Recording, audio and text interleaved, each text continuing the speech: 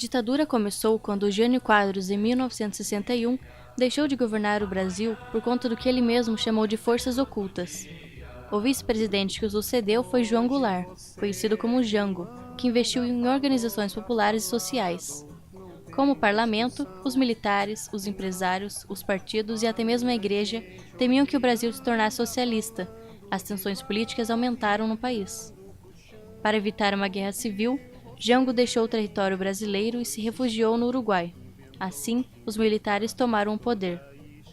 O primeiro deles foi o general Castelo Branco, que assumiu a presidência em 1964, com uma posição autoritária, a dissolução dos partidos e a criação do bipartidarismo, além de impor uma nova Constituição. Por segundo, quem comandou o Brasil foi o Arthur Costa e Silva, que teve seu governo marcado por protestos devido à oposição ao regime militar. Como resposta, o general aumentou a repressão militar e policial. Depois dele, foi a vez de Emílio Médici assumir o poder. Seu governo foi considerado o mais duro e repressivo do período, conhecido como Anos de Chumbo.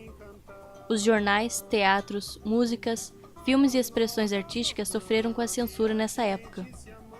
Em 1974, o general Ernesto Geisel se torna o quarto presidente na ditadura militar, quando começa uma transição rumo à democracia. Diferente dos seus antecessores, ele não era da linha dura e ficou famoso pela abertura política lenta, gradual e segura. Por último, chega o general João Batista Figueiredo, que concedeu o direito de retorno ao Brasil para todos os exilados políticos. Ele também restabeleceu o pluripartidarismo e governou até 1985, no fim da ditadura militar e voltas das eleições diretas para presidente do Brasil. Apesar de você amanhã há de ser outro dia, ainda pago pra ver o jardim florescer, qual você não queria.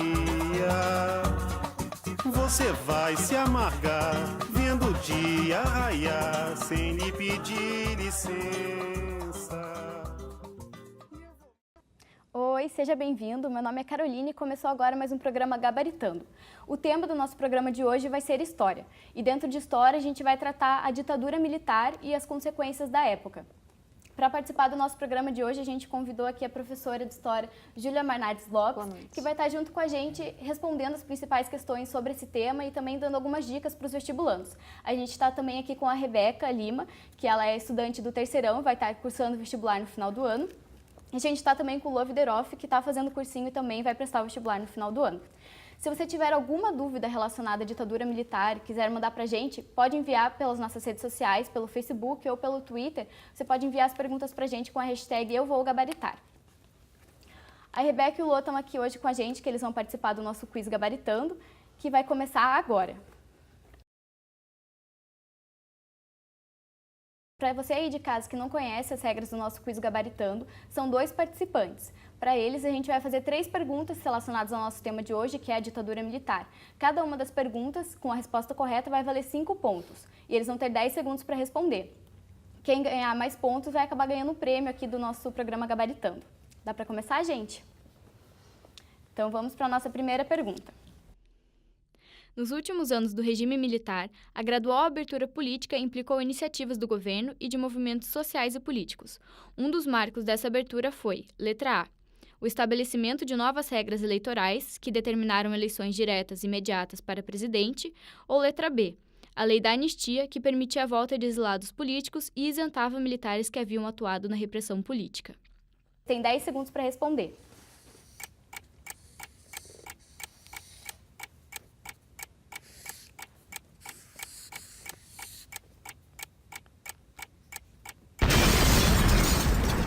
Valendo, podem mostrar a resposta.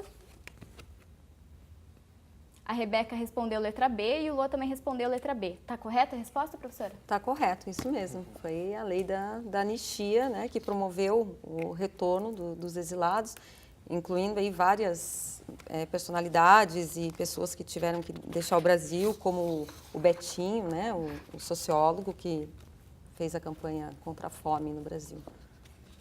Legal, então cada um de vocês ganhou 5 pontos. Vamos para a próxima pergunta?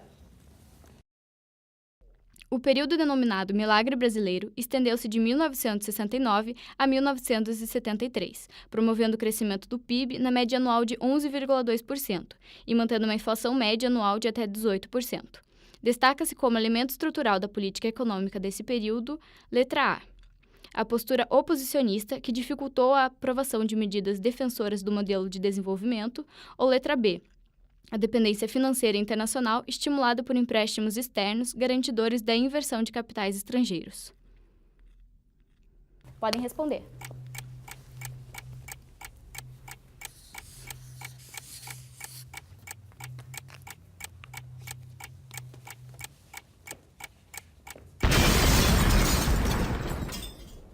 Valendo, podem mostrar a resposta. Os dois, de novo, responderam a letra B, tá certo, professora? Tá correto, isso mesmo, letra B, né? Que criou, inclusive, o mito do milagre econômico brasileiro. E aí a gente tem um jornalista, especialista já, o saudoso Aloysio Biondi, que ele fala justamente sobre esse contexto, né, das privatizações. E aí a gente tem a privatização da Vale do Rio Doce, que foi um dos casos mais escandalosos, né? Que quando ela foi privatizada, foi vendida por 3 bilhões. E em 2013 estava gerando uma receita de 104,25 bilhões. Então a resposta correta é a letra B. Vamos para a terceira e última pergunta. A partir da redemocratização do Brasil, é possível observar mudanças econômicas significativas no país. Entre elas, letra A, a privatização de empresas estatais em diversos setores como de comunicação e mineração, ou letra B, ampliação das tarifas alfandegárias de importação, protegendo a indústria nacional. Podem escrever a resposta de vocês.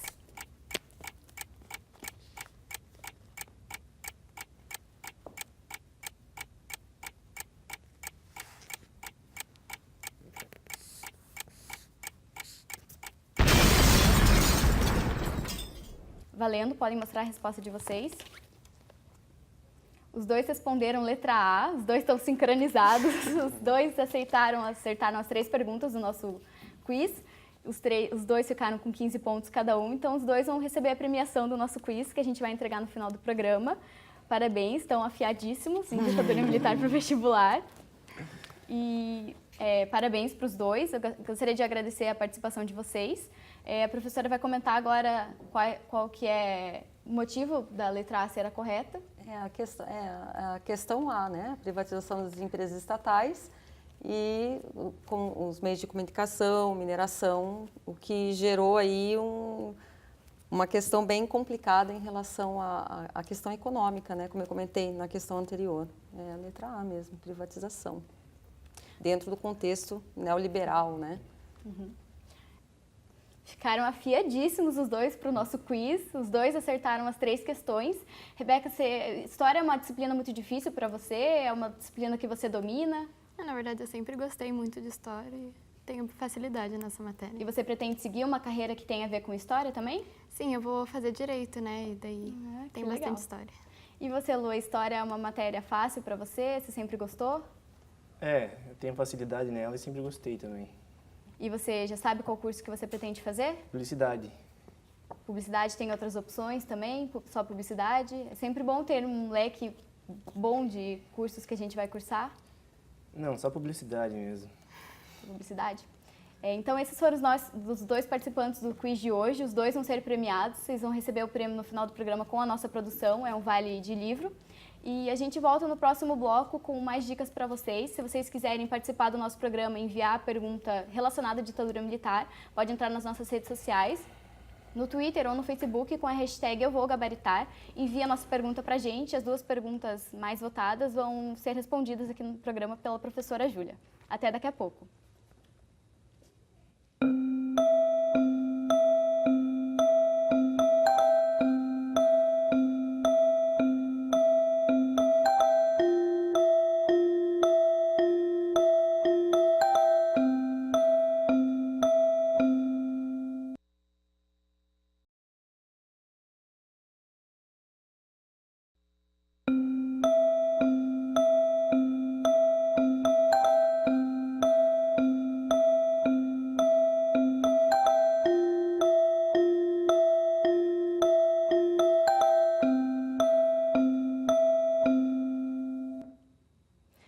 de volta com o nosso programa Gabaritando. Como vocês viram no bloco anterior, a Rebeca e o Luan, que participaram do nosso quiz, eles estavam bem decididos da profissão que eles querem seguir no futuro. Mas uma dúvida frequente dos vestibulandos é qual carreira seguir. Pensando nisso, a gente preparou para vocês uma matéria especial com dicas da orientadora profissional Rafaela de Faria sobre algumas dicas que vocês podem seguir para escolher a carreira profissional de vocês.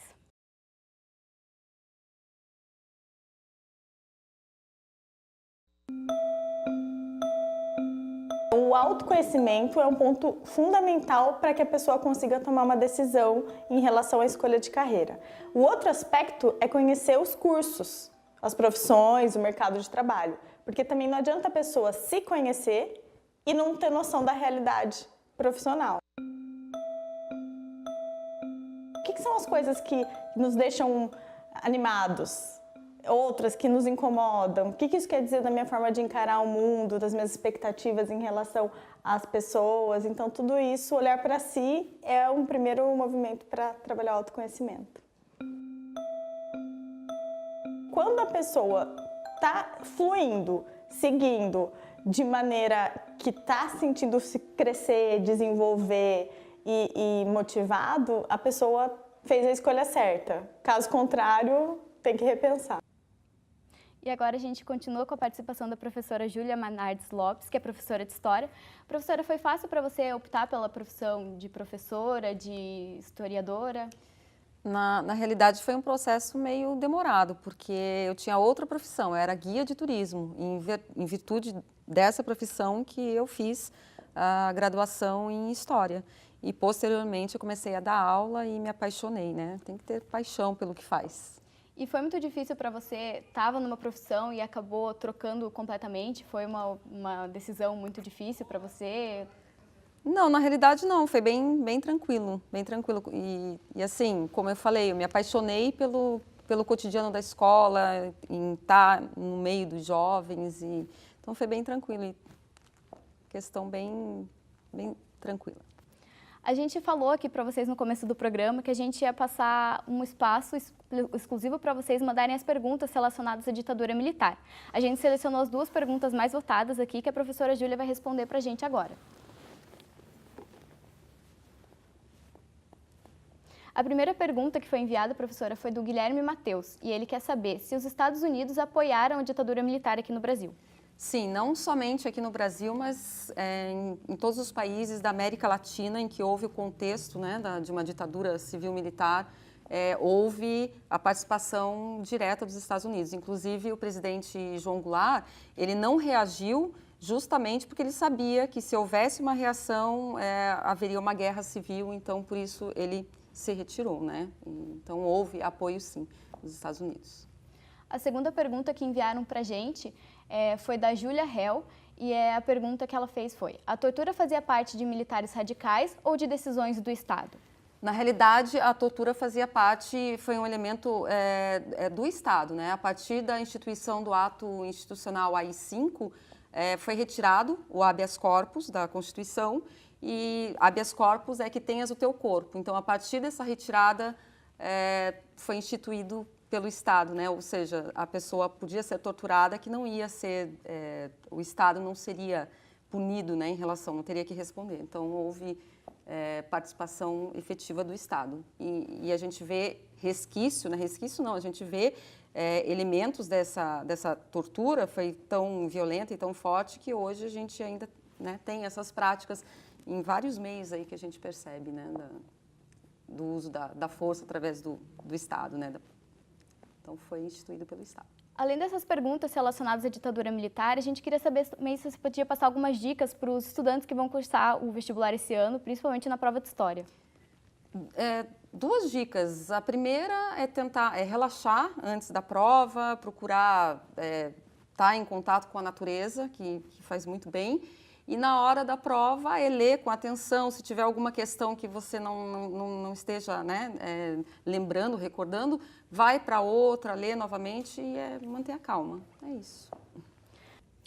E o nosso programa de hoje fica por aqui, espero que vocês tenham gostado. Professora Júlia, muito obrigada pela sua participação, tenho certeza que auxiliou nas dúvidas de muitos dos estudantes. Eu que agradeço o convite. Volte sempre, então. Obrigada. E você que quiser participar do nosso programa, pode enviar sua inscrição pelo Facebook ou pelo Twitter com a hashtag Gabaritando. Faz a sua inscrição, pede para os seus amigos participarem, quem sabe você vai sentar aqui nos nossos puffs, participar do nosso quiz, ganhar um prêmio, provar que você está sabendo de tudo do vestibular. O tema do nosso próximo programa também vai ser biologia. Se você tem alguma ideia de tema mais específico que pode ser abordado relacionado à biologia, pode mandar para a gente também pelas redes sociais com a hashtag Gabaritando e a nossa produção vai avaliar e quem sabe o seu tema pode ser escolhido aqui para o nosso próximo programa. A gente fica por aqui hoje e até mais!